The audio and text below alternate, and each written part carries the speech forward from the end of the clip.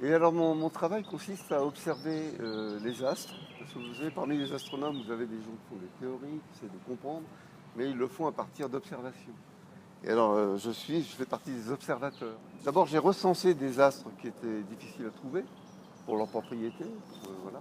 En particulier ce que j'appelle des galaxies, des petites galaxies, parce que ce sont les éléments fondamentaux qui permettent de comprendre comment l'univers s'est fabriqué jusqu'à nous aujourd'hui, pourquoi il ressemble à ce qu'il ressemble. Voilà. Donc on est toujours dans la quête des origines, dans la quête du départ, qu'est-ce qu'on était autrefois, à quoi ressemblait l'univers, d'où on vient, où allons-nous. Enfin voilà, ça c'est disons le schéma global, hein. La nature est très bizarre, elle se cache un peu, elle se voile, elle se laisse pas faire. Et donc parfois il y a un fait comme ça qui arrive, un peu comme les oreilles du lapin qui passent, il faut l'attraper au bon moment. Eh bien, il y a un fait voilà, qui s'impose, et il faut savoir détourner son regard et comprendre ce fait nouveau, l'interpréter, et voilà. Mais les rencontres aussi. La partie humaine, j'ai rencontré des gens formidables qui ont des visions, des manières d'exposer, c'est fascinant. D'être dans un métier où il y a toujours la beauté du lieu, la beauté de ces instruments qui sont dans la coupole, qui tournent, le moment magique où on ouvre la coupole le matin, le soir, pardon, et ça, cette température qui change, le tic-tac des horloges sidérales, vous savez, les horloges qui permettent de suivre les astres. Ça, c'est formidable. Et puis, il y a tout le travail que l'on fait dans une sorte de quête et qui ne s'arrête que le matin. Donc, c'est toute la nuit. Et puis, le lendemain, on recommence, etc. Ça, c'est privilégié. Et c'est toujours dans des lieux extraordinaires. Par exemple, le désert d'Atacama au Chili, c'est vraiment un lieu plein de couleurs, de douceur en même temps. Et on est à 2500, 2600 mètres.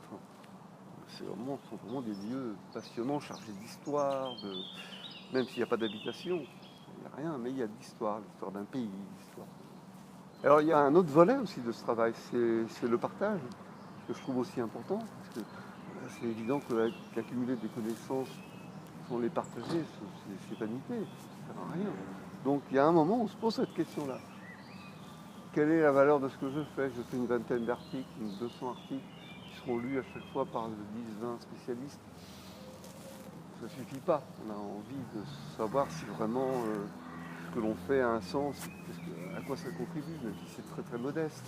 Les étudiants, très important, le passage qu'il y a entre l'étudiant et celui qui ne l'est plus.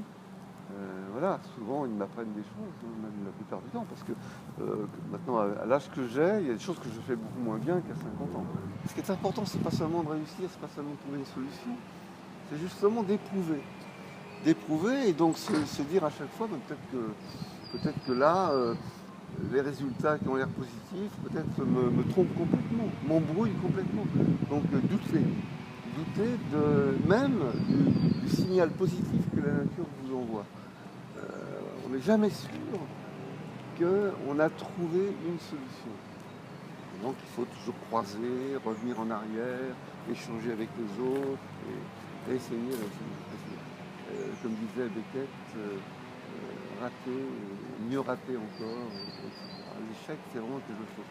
Je pense que j'ai vraiment éprouvé ça plusieurs fois, c'est en se trompant qu'on arrive à avancer, à améliorer. Bon, évidemment, il ne faut pas être l'adepte de l'erreur, mais il y a des erreurs que j'appelle erreurs judicieuses, parce qu'elles permettent justement d'avancer. Parce que la recherche, ça ressemble un peu, vous savez, au liseron que vous tirez.